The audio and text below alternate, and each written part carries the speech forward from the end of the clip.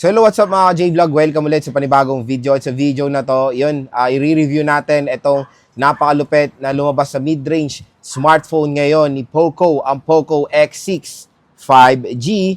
Maganda kaya to? Tara mga J-Vlog, check natin.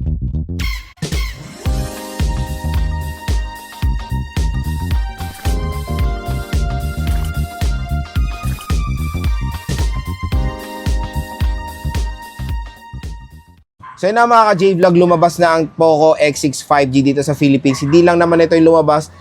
Meron pa tong Pro version, the Poco X6 Pro 5G. Tapos yung 4G version, the Poco M6 Pro 4G. So yun, dito tayo sa 5G, yung kalagitnaan, the Poco X6 5G.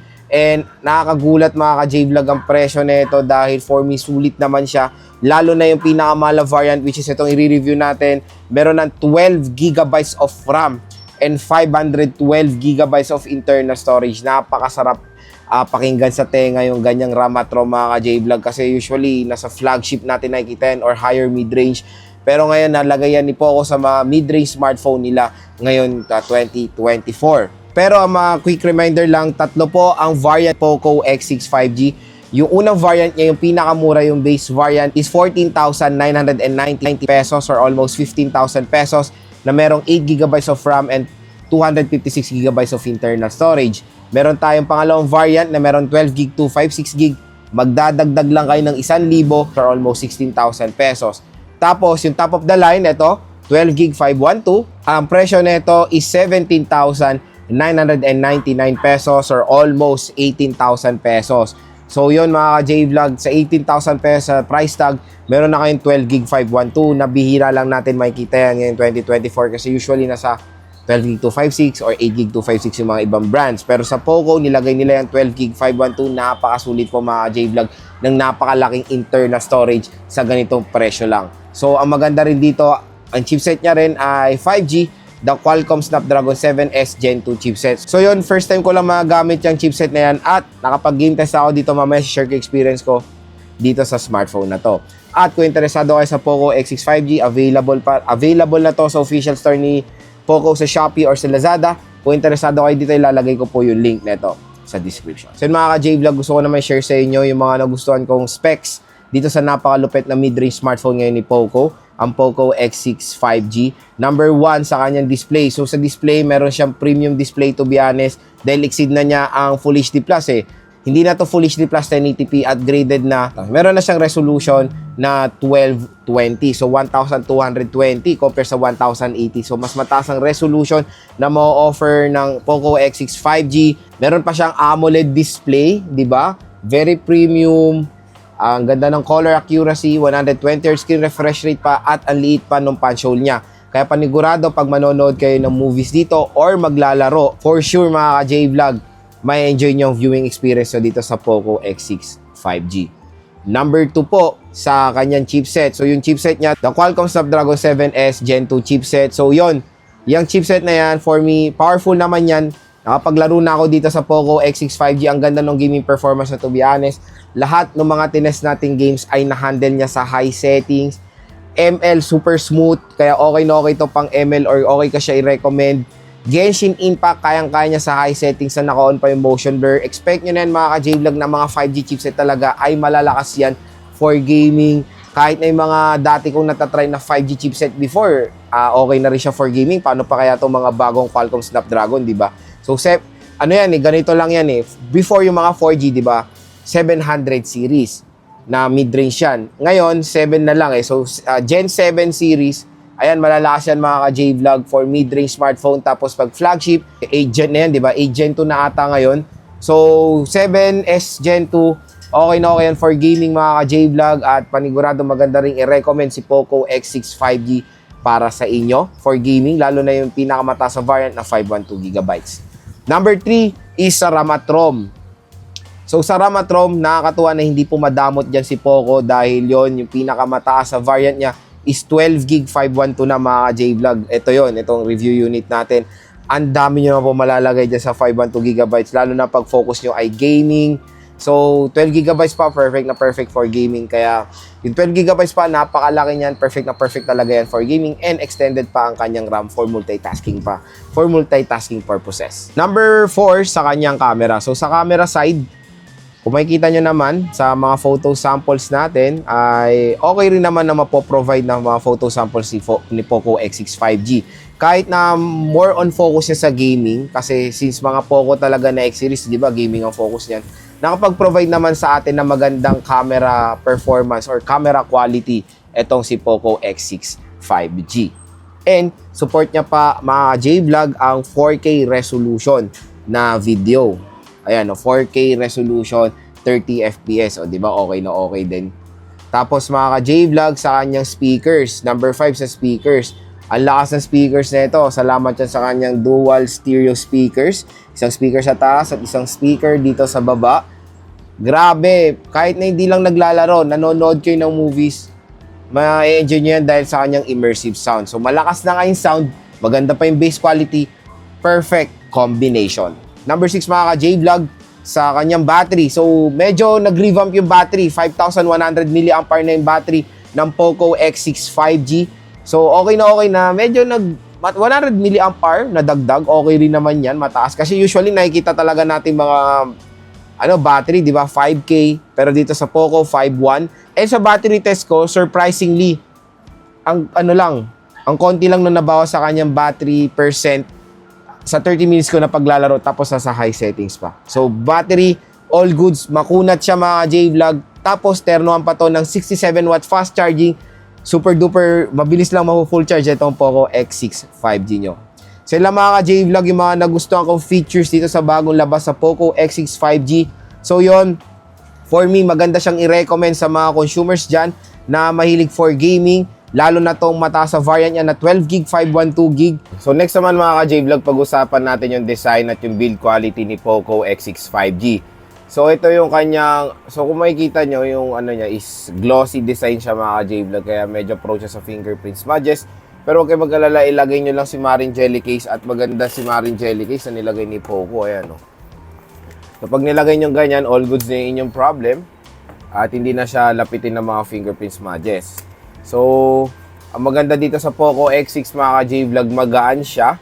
So, meron din siya slim design at matte finish yung kanyang frame. So, okay na okay, all goods siya. And yung camera module niya, yan, triple camera setup siya. 64 megapixel optical image stabilization and of course 5G. Okay, maganda rin naman kahit pa paano yung design niya, minimalist. At panigurado pag gagamitin nyo ito, makakuha ito na attention ng consumer dahil malaki yung cutout niya sa camera module, di ba? So yan na yung mga tina-target ngayon ng mga brands na napapansin ko. Palakihan na sila ng cutout ng camera module para naman syempre mag-standout sila sa labas or pag gagamitin ng consumer.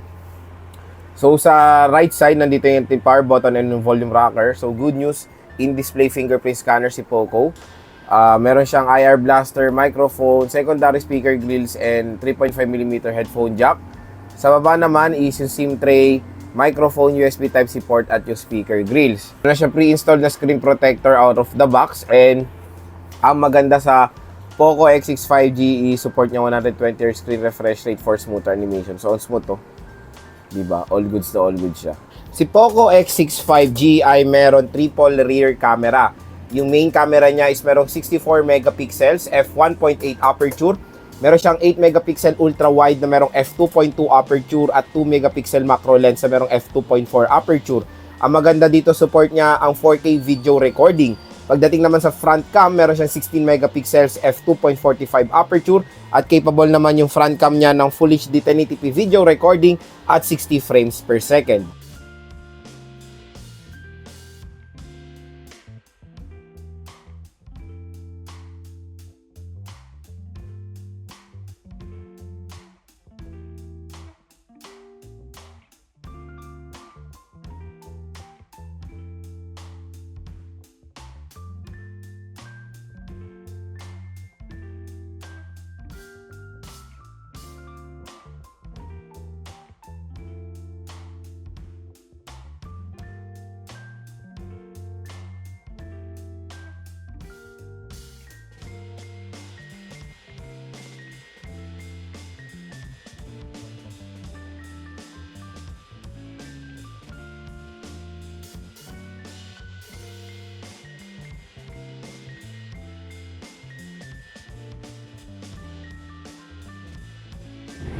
So video sample rear camera of the Poco X6 5G. So pinakamax na resolution niya is Full HD 1080p at 60 frames per second. So ayan siya. Maganda naman yung quality niya.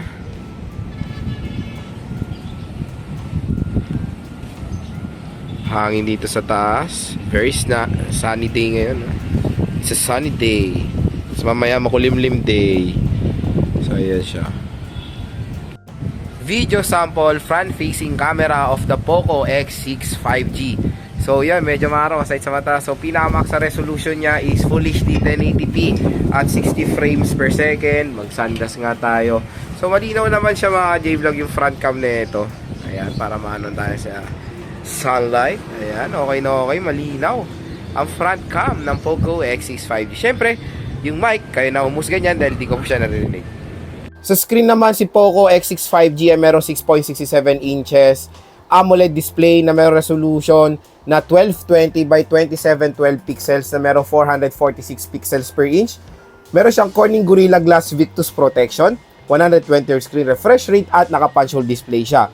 So OS naman out of the box na Android 13 siya with MIUI 14 for Poco. Sa chipset, meron siyang Qualcomm Snapdragon 7S Gen 2 chipset na 4nm. Meron siyang octa-core CPU na merong clock speed na up to 2.4 GHz. And sa GPU, naka-Adreno 710 siya. Dalawang kanyang biometrics which is face unlock at fingerprint scanner. At yung fingerprint scanner niya ay in-display na. Pagdating naman sa battery, meron tayong 5,100 mAh non-removable battery na support ang 67W fast charging na in less than 1 hour lang mga J-Vlog, full charge na itong smartphone na to. So next on mga J-Vlog, gusto ko i-share sa inyo yung gaming performance si Poco X6 5G. So nag-game test ko na itong smartphone na to at super duper satisfied ako sa mapo-provide na performance ng Poco X6 5G. So sa gusto ko lang i-share sa inyo na malakas talaga itong Qualcomm Snapdragon 7S Gen 2 chipset. So for mid-range smartphone yung ganyan chipset mga ka-J-Vlog na 5G, and very snappy itong smartphone na to, hindi lang sa gaming pati sa overall performance niya. Pati sa productivity, napaka-snappy niya mga J-Vlog when scrolling, super smooth. Sa in-display fingerprint scanner or biometrics, napaka-smooth din ng pag-scan, napakabilis. So, grabe, magandang i-recommend itong Poco X6 5G sa inyo mga J-Vlog. Lalo na yung pinakamataas sa variant, napakasulit po. 12GB, 512GB na po siya mga J-Vlog. Ang dami nyo na po malalagay sa storage niya, solid. And, ang maganda rin dito, kaya niyang i-handle ang Genshin Impact sa mataas na settings. ML, super smooth ang performance. Wala kayong marereklamo dito. COD, smooth din siya mga J-Vlog yung movement. Wala tayong experience sa any mga frame drops habang naglalaro. And of course, yung connectivity, since 5G to, maka-experience kayo ng lag-free gaming dito sa Poco X6 5G. So yun, definitely, gusto ko siyang i-recommend sa mga gamers out there dyan. Dahil alam niyo naman ang mga Poco X series and F series din, ay ang focus talaga nila is for gaming din. Kaya mga ka-J-Vlog, ang maganda rin dito sa smartphone na to is yung display. Siyempre, pag maglalaro kayo, ang una rin nyo ma-appreciate is of course yung display ng smartphone. Binigyan niya ni Poco, tignan nyo, AMOLED display na mga ka-J-Vlog sa ganitong segment. Hindi lang AMOLED, in-extend pa nila or tinaasan pa nila yung resolution. Hindi na siya 1080 or 1080, 1220 resolution na siya. So, mas mataas pa to sa 1080p mga J-Vlog for more premium viewing experience. So, next one mga ka-J-Vlog, explore natin yung camera app ni Poco X6 since maganda rin yung camera performance nito. So, maganda dito mga ka-J-Vlog is marami siyang mga options. So, meron tayong flash, aspect ratio, HDR mode, guidelines, AI camera, meron siyang macro lens, timer, voice shutter, tilt shift time burst, assist cam, and watermark. Merong phone model sa baba ng ating mga photos. Meron siyang 0.6 shot. Ito yung ultra wide mga ka-J-Vlog. Diba? 0.5. Ito 0.6. Mas wider. 2 times zoom. Meron tayong 4 times zoom na hanggang 10 times digital zoom po tayo dito. Sa video naman, ang pinakamax sa resolution niya, good news, is 4K resolution up to 30 frames per second. Ayan, 4K. Meron tayong ultra wide pero hanggang 1080p lang siya at 30 FPS.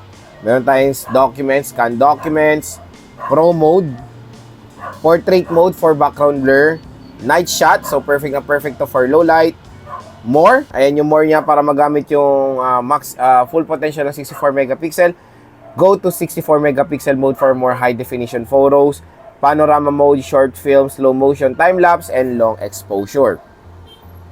Sa front camera naman, ayan, hello. So sa front cam, ito, nandito tayo sa photo mode. Meron tayong portrait mode din for background blur. Meron din siyang night shot sa night mode sa front cam, all goods yan. Video, ang pinamax na resolution niya sa video sa front is Full HD 1080p lang at 60 fps. Sa rear is 4K resolution siya. So yun lang mga ka-J-Vlog, ang camera app ni Poco X6 5G. Very simple lang naman. So speaker test tayo dito sa Poco X6 5G. Gagamit tayo ng sound level meter. So start tayo. Let's check kilay reveal. White na, maganda pa rin. Tingnan nyo. Maganda ka ngayon. Glow up. Mas maganda.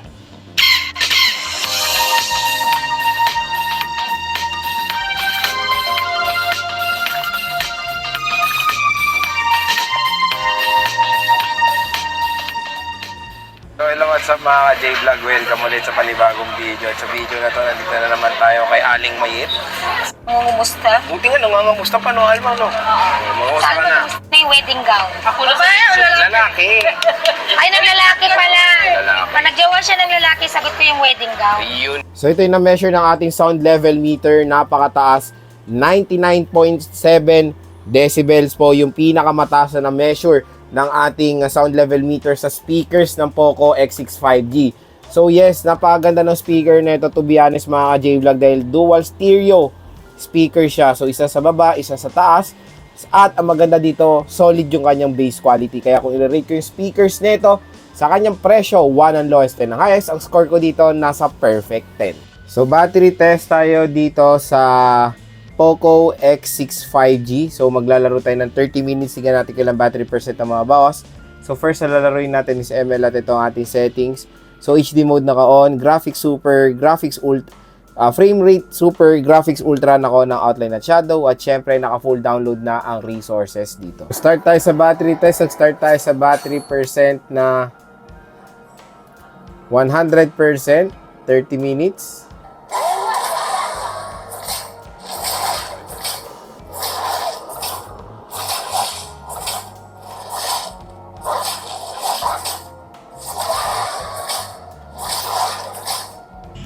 So yun mga ka-J-Vlog, 30 minutes na. Tingnan natin kung ilang battery percent na natira. So may natira pang 92% sa 30 minutes natin na paglalaro dito sa Poco X6 5G. Nakakatuwa, 8% lang po ang nabawas. Napakakunat ng battery nitong smartphone na to. So yun mga ka-J-Vlog, yung full review natin dito sa Poco X6 5G. Grabe, sobrang natuwa ako sa performance nito nung ginamit ko to ng ilang linggo.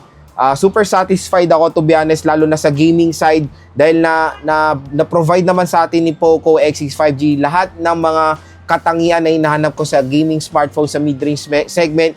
Biruin yun, mataas ang RAM at ROM, maganda ang display quality, maganda ang speakers, maganda ang performance sa battery, fast charging pa at pinakalas, napakagaan nito for gaming. So yon, hindi kayo mangangalay kumbaga pag ilang hours kayo maglalaro sa inyong smartphone. Kaya for me, magandang i-recommend ito si Poco X6 5G sa inyo. Kaya kung interesado kayo dito sa napakalupit na smartphone ngayon ni Poco, huwag kayong mag-alala, ilalagay ko po yung link na ito sa description.